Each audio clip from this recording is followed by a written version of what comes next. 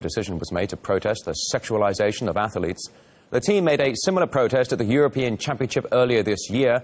Meanwhile, the Australian swimming coach has found herself under fire after celebrating the team-winning gold by thrusting a barrier with the groin area, prompting accusations of a toxic masculinity. Well, let's learn a little bit more about this. Ellis Cashmore, a professor of sociology at Ashton University, joining us, as is international affairs commentator Marko Gasic and social activist Joanne Morales. All three of you, thank you very much for joining us on RT International. A very warm welcome to all three of you. Joanne, first to you. Let's start with a fairly angry outburst from Russia's tennis star. Do you think it was appropriate to ask him about carrying a stigma of cheaters? I don't think it's fair, no. I think, depending on the kind of accusations that were thrown at him, he has every right to defend himself. I don't agree with it completely at all. OK, Marko, what about the issue of, I guess, politically loaded questions for athletes? I guess, are they acceptable, especially right after his match?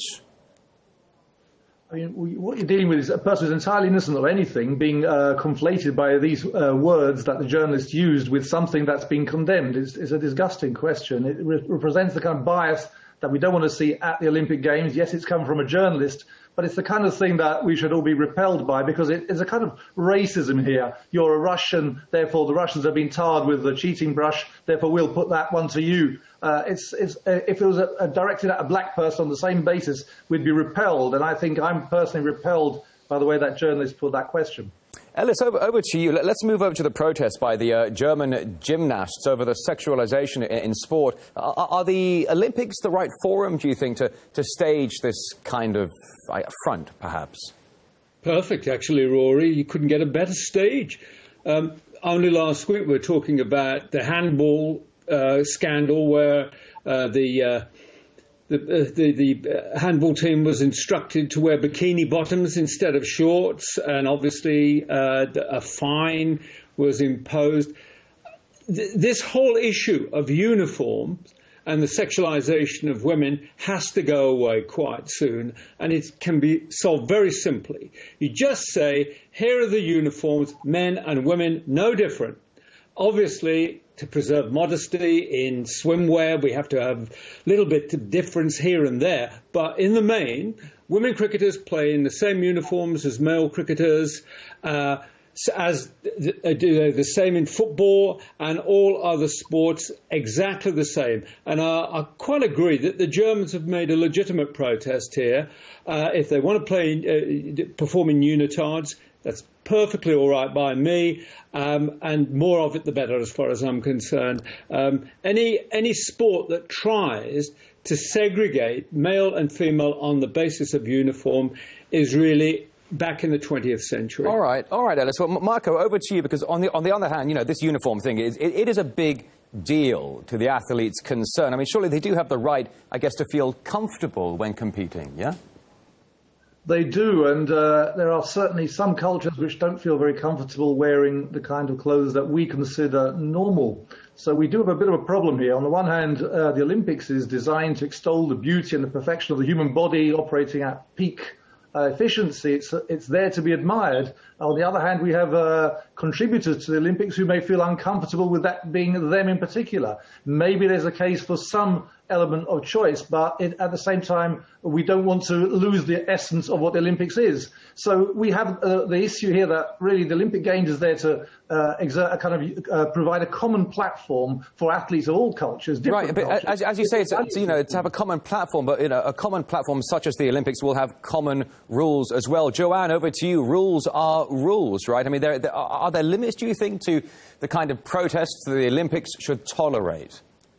Oh, I don't agree with rules of the uniform, to be honest. One of the biggest things about the Olympics is talent and your skills as an athlete, and that's what you're judging, not judging the uniform. And what people don't realise with the sexualisation of women is that women can be very self-conscious when wearing revealing clothing, which might actually affect their performance. So really, if we really care about the sport and the athletes and their skills, we should allow them to feel confident in what they're wearing.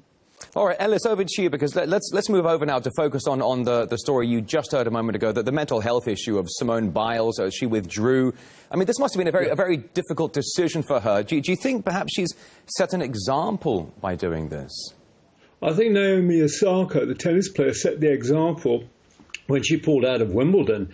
And of course, she was quite open about it. And she said, you know, I do have mental health issues, and most of them have been caused by the media. So that loops us back to Medvedev, really, in a certain way. She said she was uncomfortable with the media attention, and that she didn't like the questions that were being asked, and she didn't like the fact that she was being obliged to talk to the media all the time. And I'm guessing that Biles is cognizant of Osaka's experience and felt that her game wasn't exactly right. I mean, clearly she was way off her peak in the first couple of days of competition, and so she decided to pull out. I think there's a bit of an irony, though, you know, Rory, here. The fact that she has withdrawn has brought further attention to her. I mean, if she'd sort of quietly underperformed and perhaps explained to the media that, you know, this is just one of those events, she can't be at her peak all the time, and then quietly slipped away, fine, but she really has made an announcement here and put mental health back on the map again. I think it's an important one, though, Rory. Don't run away with the idea that I don't think this. But young people are in sport today are subjected to the most intense pressure to perform at their peak all the time. Not just that, Ellis, but I mean, our audience you think about these Olympic athletes. I do apologise for jumping in, Ellis, but you think about, you know, these are Olympians. They spend their lives training, you know, just for a couple of days every 4 years, and so as you say, the stress and the pressure must be immense on these players. But Joanne, you look like you want to get in here, and forgive me for being devil's advocate, but while this is all laudable, for example, addressing the clothing issues, the costume issues of sports players, or, for example, one sports player, an Olympian who's suffering perhaps from mental health issues, do you think we're all somehow getting just a little bit lost in all of this? No, not really, not at all. I think it's the perfect time to kind of speak about these topics, especially with the whole thing about the mental issue. It's a topic that has had such a taboo over the past years, and only recently are we starting to accept people with mental health. And I think the Olympics is a perfect example. Why not express how you really feel? Like you said, athletes, especially Olympians, they really try for years and years, and they carry their country on their shoulders. It's okay for her to be like, okay, I have mental health, I'm not going to be able to perform. And if she can't do it now and set pace for other young people that might be feeling the pressure, then when else would she be able to do it? That's a good point there, Joanne. Marko, over to you. I wanted to ask you the wide range of issues that are being now thrown up at these games. Does it suggest perhaps that athletes' concerns are only being taken seriously when it's too late, i.e. they're raising a concern at a grand event like this?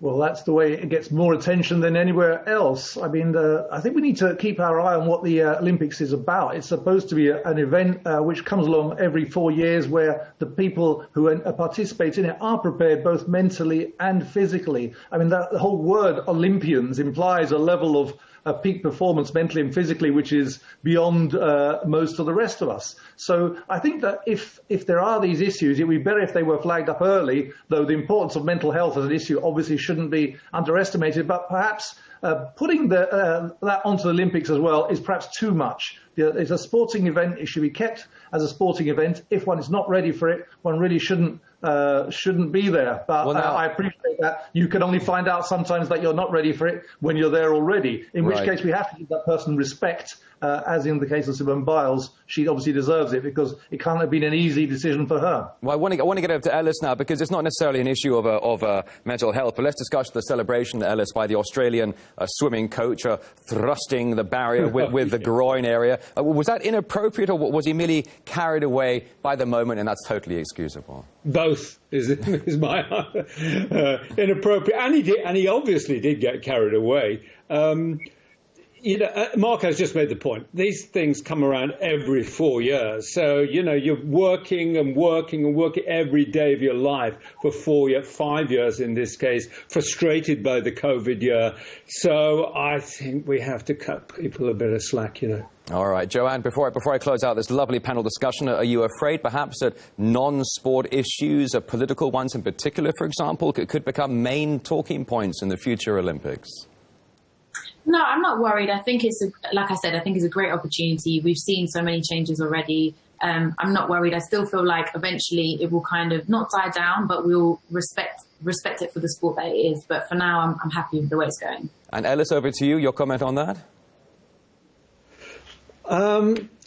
It's a different Olympics, let's put it that way. It's an eerie one. We're watching on TV and we're watching, 68,000-seater stadium with every seat vacant.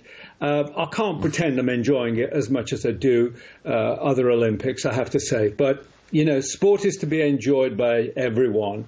And I suppose we have to content ourselves with the fact that millions of viewers were watching their TVs all over the world. All right, Marko, over to your final closing statement on the Olympics here. Do you think political connotations and virtual signalling, perhaps according to some, might take centre stage in future Olympics, and should that be a concern? Well, it should be a concern because we don't want it to be just a vehicle for the latest fad that comes along. The Olympics should represent social mores as they change, but it needs to represent its own century-old brand. It needs to keep the continuity and keep that wow factor that we have when we see the Olympics are there with their own specific procedures and habits and ways. And that's the beauty of the Olympics. That's what we want to save. We don't want to make it too temporary, too transient, and just this weird form of entertainment. All right, international affairs commentator Marko Gasic, social activist Joanne Baban-Morales, and Ellis Cashmore, professor of sociology at Ashton University. All three of you, a great privilege. Really enjoyed it. Thanks for joining us here on RT International. Thank you. Thanks, Roy. Thank you. And thank you for joining us as well. Bear in mind, any stories you think you missed, check them out at rt.com. For the meantime, we're back soon with more.